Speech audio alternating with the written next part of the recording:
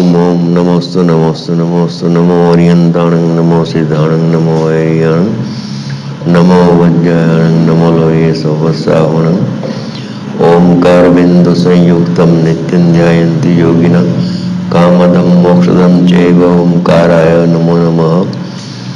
मंगलम भगवान वीरो मंगलम गौतम मणि मंगलम कुंद कुंदारियोजन धर्मोस्तु मंगलम सर्वमंगल मांगल्यम सर्वकल्याणकारकम प्रधानम सर्वधर्माणां जैनम जतु शासनम नमः समय साराय स्वानुभूत्या चकाशते चित् स्वभावाय भावाय सर्वभावांतर्चिते।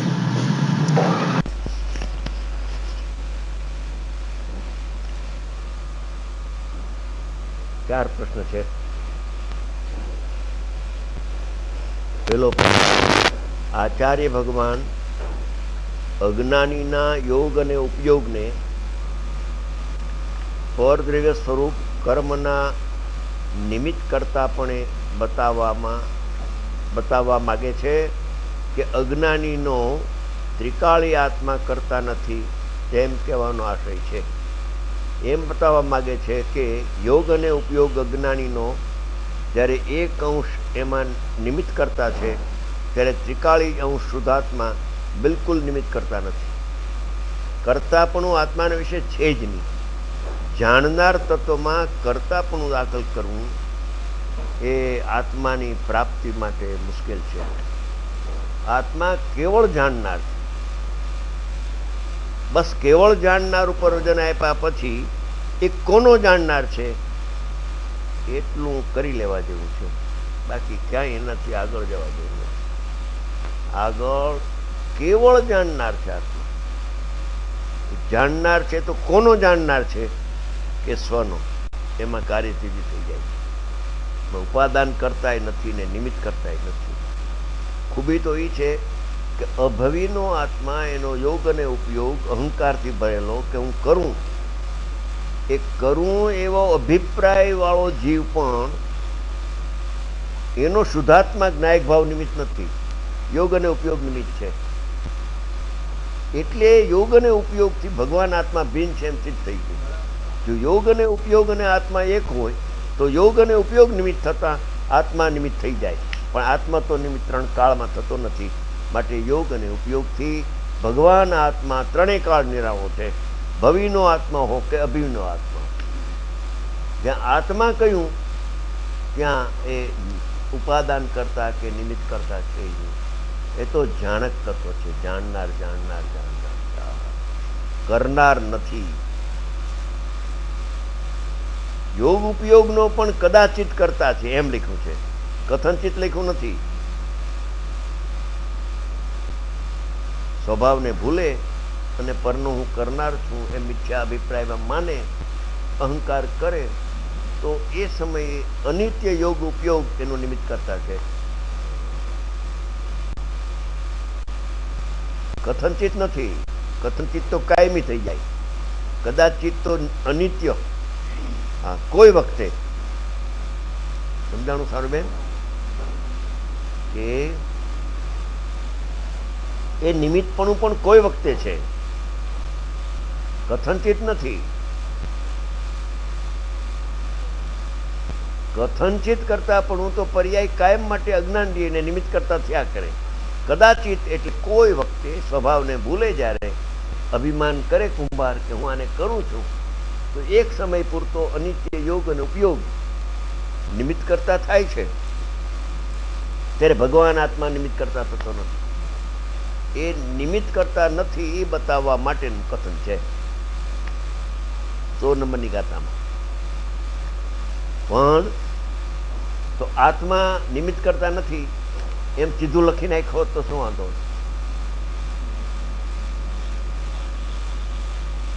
એમ પ્રશ્ન તો થાય ને કે કેવું તો છેવટી છે ને કે આત્મા નિમિત્ત કરતા નથી. તો પછી આટલું લાંબુ લાંબુ શું કામ લખ્યું? કે એનું અજ્ઞાન ટાળવા માટે એ નિષેધ કર્યો કે યોગ ઉપયોગ નિમિત્ત કરતા હોય, આત્મા કરતા નથી. ભેદ જ્ઞાન કરાયું બે વચ્ચે. બીજો પ્રશ્ન, વિભાવ ભાવ તારામાં નથી એમ કેમ કેવું પડ્યું? એમ કેવું પડ્યું કે મારામાં છે એવા દીવને એમ કેવું પડ્યું, એમ કેવું પડ્યું કે રાગ તારામાં નથી એમ કેમ કહે છે જ્ઞાનીઓ? એમ શા માટે કહે છે?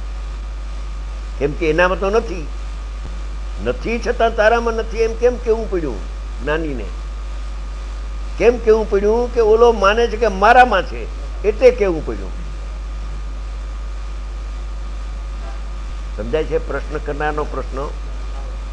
પ્રશ્ન એવો છે કે જો આત્મામાં રાગ નથી એમ જ્ઞાની જાણે છે, સામોજી ભલે અજ્ઞાની છે, એના આત્મામાં રાગ નથી એમ જ્ઞાની તો જાણે છે. એ તો જ્ઞાયક ને ભગવાન કહે છે બધાને. ભગવાનમાં રાગ હોય ન હોય એ ભગવાન પણ એ જાણે છે બધાને, અને પાછું એને એમ કહે છે કે તારામાં રાગ. એમ કેમ કેવું પડ્યું? કેમ કે એ માને છે કે મારામાં રાગ છે માટે કેવું પડ્યું?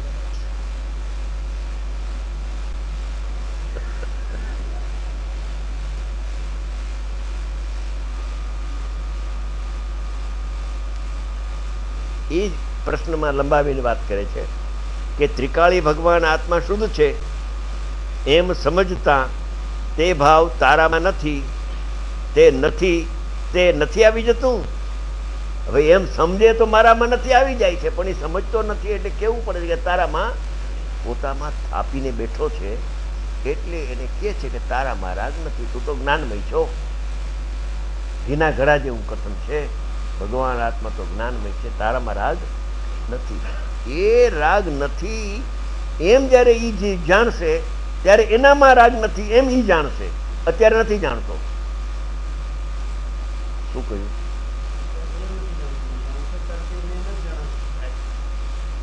અત્યારે કેવું પડે છે કે તારામાં રાગ નથી, કેમ કે એ એમ માની બેઠો છે કે મારામાં રાગ થાય છે. બરાબર. હવે જો એ જ્ઞાનીના વચનને અપનાવે કે જ્ઞાની કહે છે કે તારામાં રાગ નથી, તું તો જ્ઞાનમય છો. હવે એ વચનને અપનાવી લે, એને અનુભવ કરે તો મારામાં રાગ નથી એમ એને ભાષા વગર તું નથી.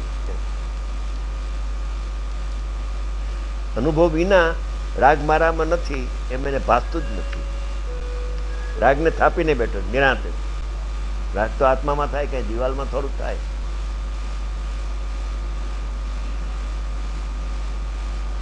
ત્રિકાળી ભગવાન આત્મા શુદ્ધ છે એમ સમજતા એટલે અનુભવતા તે ભાવ તારામાં નથી, તે નથી આવી જતું. આવી જાય છે, પોતે સમજે તો આવી જાય, મારામાં નથી. હવે સમજતો નથી માટે કહે છે કે તારામાં રાગ નથી. ઓલું રાગને થાપીને બેઠો છે મારામાં છે, મારામાં છે, મારામાં છે, મારામાં છે. તારો આત્મા રાગથી ભિન્ન છે, ભાવ કર્મથી રહિત છે, દ્રવ્ય કર્મથી રહિત છે, ડો કર્મથી રહિત છે. હવે રહિત છે ને રહિત છે શું કામ સમજાવો છો? એ માને છે એટલે કેવું પડે છે.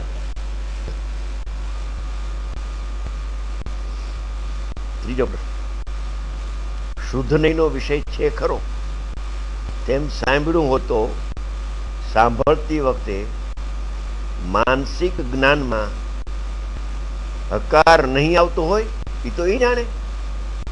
એને હકાર આવે છે કે નથી આવતો એનો જવાબ કોણ દે?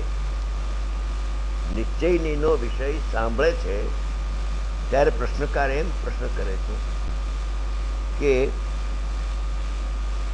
શુદ્ધનીનો વિષય છે ખરો તેમ સાંભળ્યું હોય તો સાંભળતી વખતે માનસિક જ્ઞાનમાં હકાર નહીં આવતો હોય, એ આવે છે કે નથી આવતો તો એ જાણે, બીજો કોણ કહી શકે? હકાર આવે તો એનું કામ થાય, હકાર ના આવે તો એ જાણે. તથા હકાર આવવાનું કારણ કોને કહી શકાય? હકાર એને આવે એ જાણી શકે બસ. હકાર જેને આવે શુદ્ધ નહીંથી શુદ્ધ આત્મા મારો છે, હું નાયક જાણનાર છું, કરનાર નથી, એમ જેને હકાર આવી જાણી શકે. સ્વીકાર થવો જોઈએ. એ તો એની વાત છે પોતાની, બીજો કોઈ કહી શકે નહીં. એને હકાર આવ્યો કે ના આવ્યો એ જ્ઞાનીનું કામ નથી. જ્ઞાની તો ઉપદેશ આપીને ખસી જાય, એનું સ્વરૂપ બતાવીને ખસી જાય બસ. હવે એ સ્વરૂપને કોઈને હકાર આવે ને કોઈને ના આવે તો યોગ્યતા પ્રમાણે છે.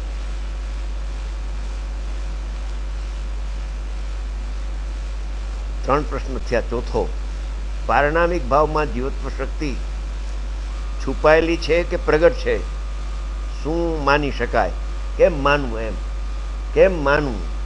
પારણામિક ભાવના 3 ભેદ છે: જીવત્વ, ભવ્યત્વ અને અભવ્યત્વ. એ 3 ભેદ છે. એમાં ભવ્યત્વ અને અભવ્યત્વ પારણામિક ભાવ છે. એ પર્યાયની યોગ્યતાના છે, ગુણ નથી. એ પર્યાયની યોગ્યતા છે. કોઈ જીવ પામવાની યોગ્યતાવાળો છે અને કોઈ જીવ પામવાની યોગ્યતાવાળો નથી. એ એના યોગ્યતાના ધર્મો છે. હવે એક જીવત્વ શબ્દ પેલો રહ્યો. એ જીવત્વ શક્તિના 2 ભેદ: શુદ્ધ જીવત્વ અને અશુદ્ધ જીવત્વ. અશુદ્ધ જીવત્વ જેમ પ્રગટ છે, 10 પ્રકારના પ્રાણથી જીવ જીવે એમ જેમ પ્રગટ છે, એમ શુદ્ધ જીવત્વ શક્તિ પણ પ્રગટ છે વર્તમાન, શક્તિરૂપ નથી. કેમ કે ભેદ જ્ઞાન 2 વર્તમાનમાં હોય એમાં થાય. જ્ઞાયક પણ પ્રગટ છે અને ઇન્દ્રિય જ્ઞાન પણ પ્રગટ છે. અતિન્દ્રિય જ્ઞાનમાં ભગવાન આત્મા પણ પ્રગટ છે. તો પ્રગટ છે કે કેમ દેખાતો નથી? કે તું દેખતો નથી માટે. એ તો પ્રગટ છે, પ્રત્યક્ષ છે આત્મા. નજર અહીંયા નથી પડતી એટલે એને દેખાતો નથી. છુપાયેલી આત્મજ્યોતિ કેમ કહ્યું? છુપાયેલી આત્મજ્યોતિ કેમ કહ્યું? તો પ્રશ્ન તો થાય છે. આપણે પ્રશ્ન કરીએ છુપાયેલું કેમ કે એની નજર અહીંયા નથી એટલે એની દ્રષ્ટિમાં ઓજલ થઈ ગયો છે માટે છુપાઈ ગયો છે. એની દ્રષ્ટિમાં એને દેખાતો નથી માટે ચિરોભૂત થઈ ગયો છે એમ કહેવાય. ચિરોભૂત નથી, પ્રગટ જ છે, પર્યાયમાં દેખાતો નથી. આજ કયા હતા? 2 के बीच में भेद ज्ञान હોય. ઘઉં ને કાંકરા 2 વચ્ચે ભેદ જ્ઞાન હોય. કાંકરા એ દેખાય ને ઘઉં એ દેખાય, ત્યારે એકમાં હે ને એકમાં ઉપાદેય બુદ્ધિ થાય. ઘઉં ન દેખાય ને કાંકરા દેખાય એમ ન હોય. 2 અંશ પ્રગટ છે. જ્ઞાયકે પ્રગટ છે અને રાગે પ્રગટ છે.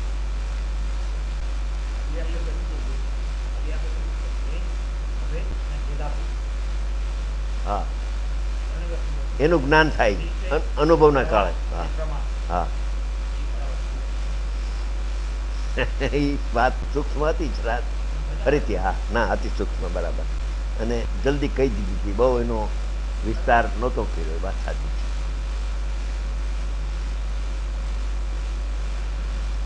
જ્યારે દ્રષ્ટિનો વિષય એની પરિપક્વ હદ એની આવે છે, જ્યારે શ્રદ્ધામાં અમુક પ્રકારનું બળ આવી જાય છે કે મારો શુદ્ધાત્મા તો આખા જગતથી તો ભિન્ન છે, વિશ્વથી તો ભિન્ન છે, પણ અંદરનું વિશ્વ જે છે અનેક પ્રકારના પર્યાયોના ભેદ ઉત્પન્ન થાય છે. અનંત ગુણ, એની અનંત પર્યાયો પ્રગટ થાય છે. એ અનંત પર્યાયો પ્રગટ થાય છે. એ અંદરનું વિશ્વ છે, અનેકપણું. એ પર્યાયોનું અનેકપણું મારા સ્વભાવમાં નથી, નાસ્તી છે. હું તો ગુણી છું, હું તો જ્ઞાયક છું. રમત પર મારામાં નથી, 14 ગુણ સ્થાન મારામાં નથી. એમ જ્યારે શ્રદ્ધાનું બળ આવે છે ત્યારે પરિણામ પ્રત્યેની સ્વામિત્વ બુદ્ધિ છૂટવા લાગે છે. સ્વામિત્વ બુદ્ધિ છૂટતા કરતા બુદ્ધિ છૂટે છે. કે જે મારાથી ભિન્ન છે માટે હું એનો કરતા નથી. હું વિકલ્પાત્મક ભૂમિકામાં આવવું જોઈએ. હા, અને અકર્તાનું જોર આવવું જોઈએ. કરતા નથી. હજી મારી વાત પૂરી થઈ નથી. પૂરી થશે પછી પ્રશ્ન નહીં રહે. એમ એને જોર આવવું જોઈએ. અને એ જોર આવતા એને દ્રવ્યનો નિશ્ચય હાથમાં આવે છે. દ્રવ્યનો નિશ્ચય એટલે સામાન્ય, વિશેષનો જેમાં અભાવ છે એવો સામાન્ય સ્વભાવ મારો છે. એવો સવિકલ્પ દશામાં એને સવિકલ્પ સ્વસંવેદન થઈ જાય છે. નિર્વિકલ્પ ધ્યાન પહેલા પરોક્ષ અનુભૂતિ થાય છે જ્ઞાયકની. એ વખતે આનંદ નથી આવ્યો, હજી અનુભવ નથી થયો. સમજી ગયા? પ્રત્યક્ષ નથી થયો. હમણાં થશે, દાદી વાર નહીં લાગે.